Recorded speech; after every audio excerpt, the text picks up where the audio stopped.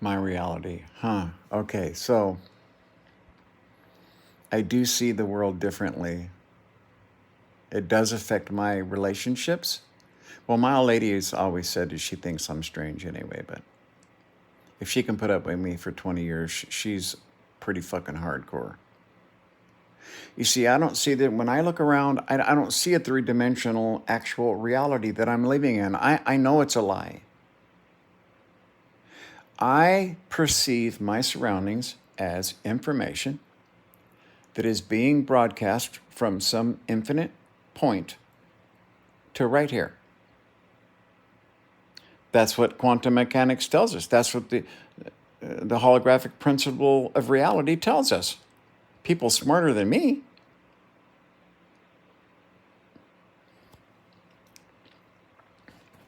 This machine that we're in, I see it as, well, one giant machine.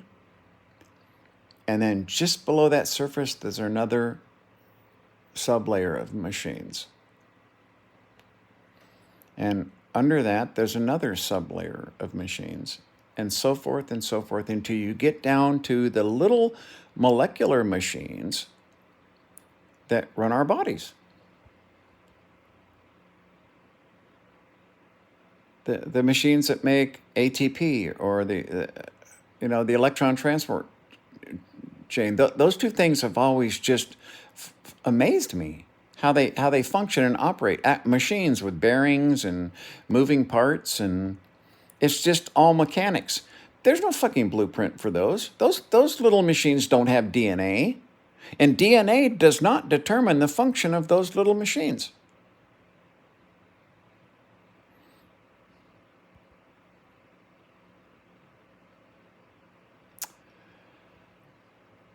The entire universe is structured to create life. Thinking that we're the only life is so human, because we're terrified by death. We're fucking terrified by death because, well, we're a little weak up here in the gray matter to understand truly what comes after this existence. Because we've been told all these little childhood fantasy fucking magic stories. Not quantum mechanics and how information can't be destroyed. No, we're told fucking fairy tales. And people believe them. Why? Well, number one, our education system has failed us, but people are terrified, literally terrified of death, because they've been lied to, and they understand they've been lied to. People want to be fooled. That's why magic works. People want to be fooled. Pretty hard to fool me when it comes to magic tricks, because you see, I don't believe in fucking magic. But I do believe in things I can't understand. I've experienced them in my life, and there's no there's no denying that they happened. There's a design in play that is incredibly complex. It's beyond the realm of human understanding. I think this fear of death is overcome by most species as they advance and they start to understand what life is, what sentience is, why we're conscious. Why would the universe want sentience? Why would the most complex machines in the universe be sentient? Be able to contemplate their own existence? See, religion doesn't cover that. Religion is about control. That's what it's about, control. Life is not about control.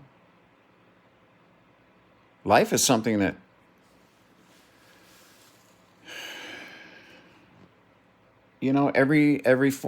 all of it is precious. All of it is precious. Yeah, it's taken me a lifetime to learn some things about life.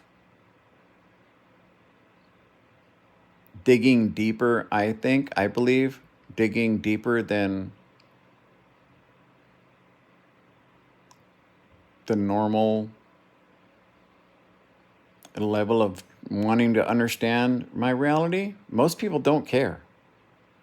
Most people look around and they believe what they see because they don't understand that the underlying principles of science tell me that this is all a fucking persistent illusion. And I live it that way. When I meet a new person in my life and I have this little connection thing, the first thing I wonder is have we experienced any of this before? I used to think that when I was a kid. I think now I understand that all information's connected. We're all connected. Not just me, but the other trillions upon trillions upon trillions upon trillions, untold trillions of life forms. Look how many life forms we have on our planet. I mean, our planet is teeming with life. You see, our problem is that we've been told this arrogant bullshit from religion that we're special. God says we're special. That's why we're not going to die when we die, because we're special, because God likes us more than any of those other beings out there. It's disgustingly sad. It's a sick, sick mind that can believe that's how the universe is designed. All these bonds that make all these little machines function, all the bonds that make the energy in our bodies function properly, all of the chemistry that happens, it's all hydrogen bonds. All these little machines are all held together with hydrogen bonds. Most plentiful element in the universe, hydrogen. It just makes sense that these little machines self-assemble everywhere. DNA self-assembles everywhere. You have a machine that makes DNA, copies our DNA, and you have to wonder the chicken and the egg. What came first, DNA or the machine that replicates DNA? Did we start out with a machine that only replicated a real small strand of DNA? Because even a small strand of DNA for the simplest life forms is going to have, a few connections. How did the machine come into existence if not by natural means? Yeah. There are so many life forms out there that human beings would be, their fucking brains would fall right out of their heads. People would freak out. Their entire universe would collapse because it's all wrapped around this cultish behavior of religion, power, greed, money, power.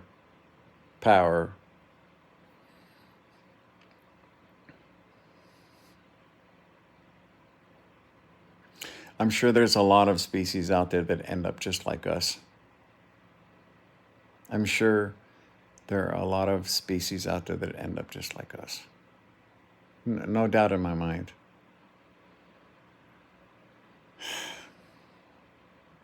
It's sad. You think millions of Earths, just like ours, spread throughout the universe that are doing exactly what we're doing for the exact same reasons, because the prophylactic galactic barrier is real and it exists. And we either grow past our animal minds and become more spiritual, or you destroy yourself. Simple as that. You destroy yourself. You either make it or you don't. There's no gray area. You either destroy your home planet by shitting in your own yard,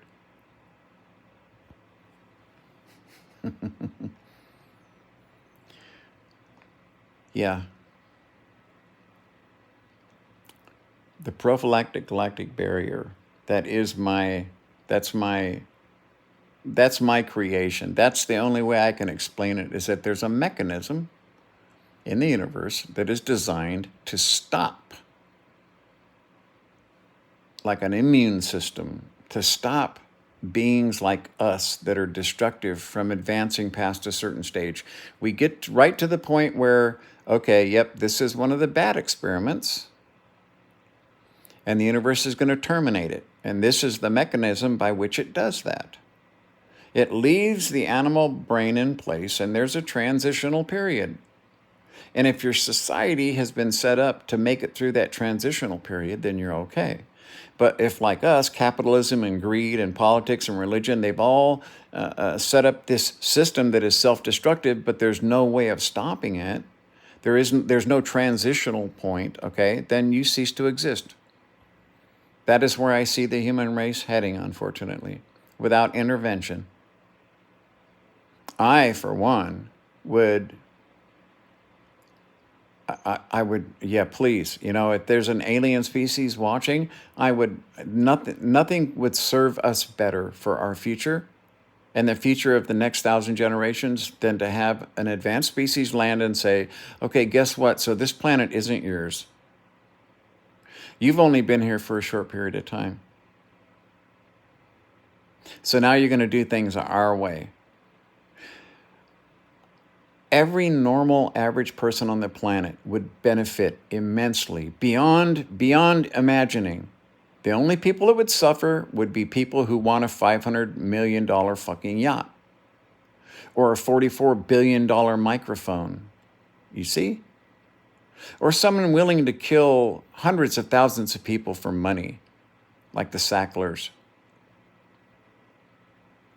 These behaviors, right? That's the animal brain. That's not the spiritual person that you know is their society is going to advance in 1,000,000 years from now. They'll be traveling from galaxy to galaxy like we walk across the street. They'll know billions of fellow travelers who've made it past the galactic prophylactic barrier. They've made it. You don't go back from there. The animal brain, once it's risen above, never comes back. You see, it has a lifespan, and that's that barrier. And if you make it past that, the animal brain loses and dies. And that's why when I look into the universe and I think about hostile races that are just hostile because it's a profitable way of doing things or none of those things ever make sense to me. Not that there aren't, let's say, hive mind intelligences that would see us as a threat. I'm not saying that doesn't exist out there. I'm saying that that's not the best situation for survival in the universe. The universe is a spiritual place. What I was shown was a spiritual reality after death. Not religion, a spiritual reality. Positive, love, all those things that we see as positive, okay? What I felt there was love and understanding to a degree that can't be experienced here, and that's part of what, made my life so hard, was understanding that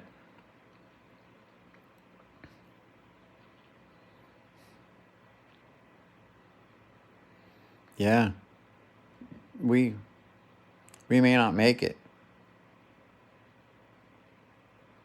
We may not make it.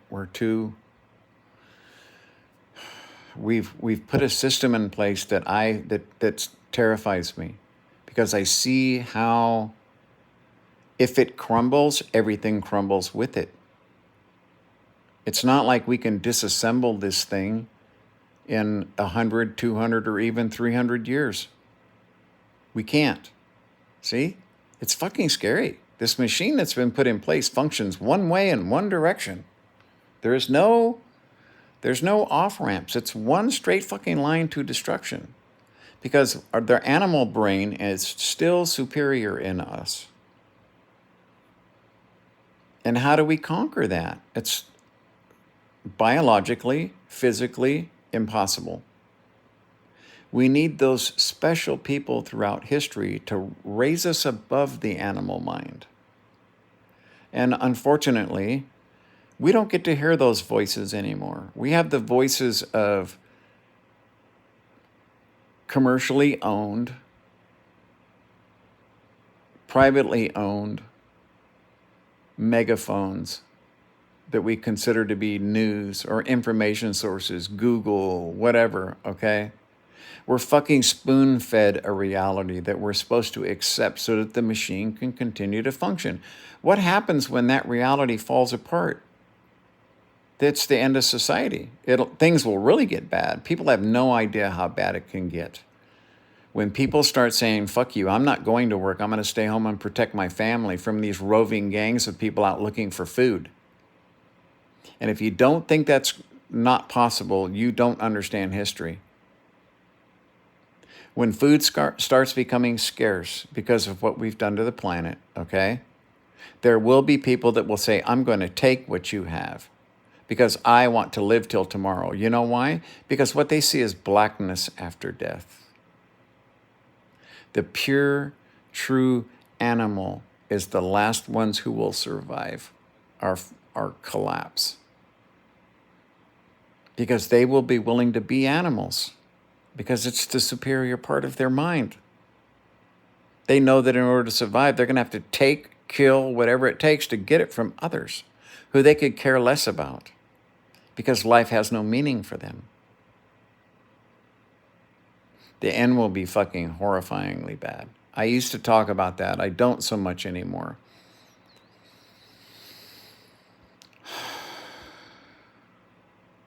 Yeah. It's sad. It really is. I'm kind of jealous of all the billions of life forms out there who've made it. They've made it. They're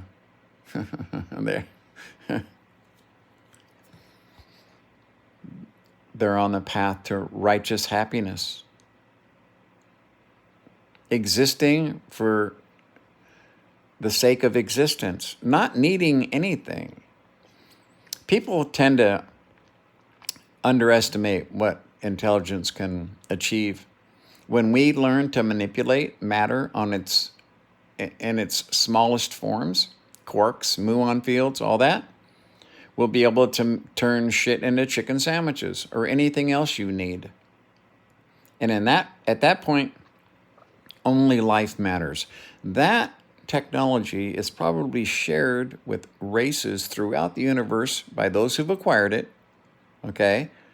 When they beat the animal, when they are the type of society who deserves to have that kind of technology at their disposal, so that some fucking maniacal, crazy, fucking uneducated right-wing nut job doesn't say, materialize me a fucking hydrogen bomb so I can blow up all the people I hate. You know what I mean? Yeah. See, Earth definitely does not deserve that technology. We don't deserve much, to tell you the truth. Sad. Fucking sad. Okay, I had to get that off my chest. I was just feeling a little depressed about,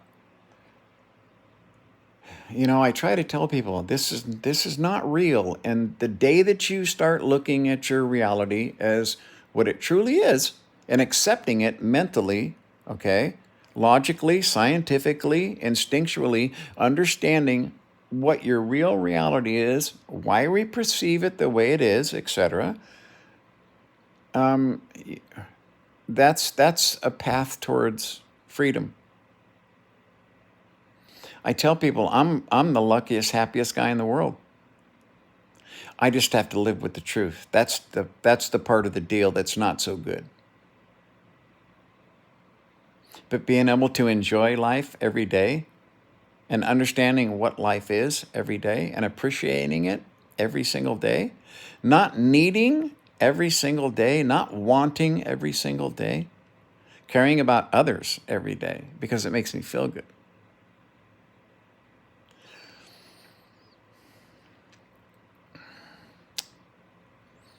I guess next week I'll start with my drowning. I'll cover my death. It'll take me a couple of weeks to get to the point where I was revived by who I can only describe as a person who was meant to be there.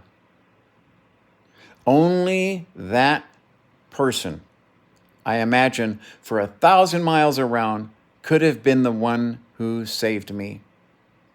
The prerequisite skills, talent, physical fucking ability, mental acuity, fucking, thinking process. I mean, he was a very special person. And I'll talk about that first, I guess, is the fact of me dying and why it was my fault because I love watermelon so much. All right.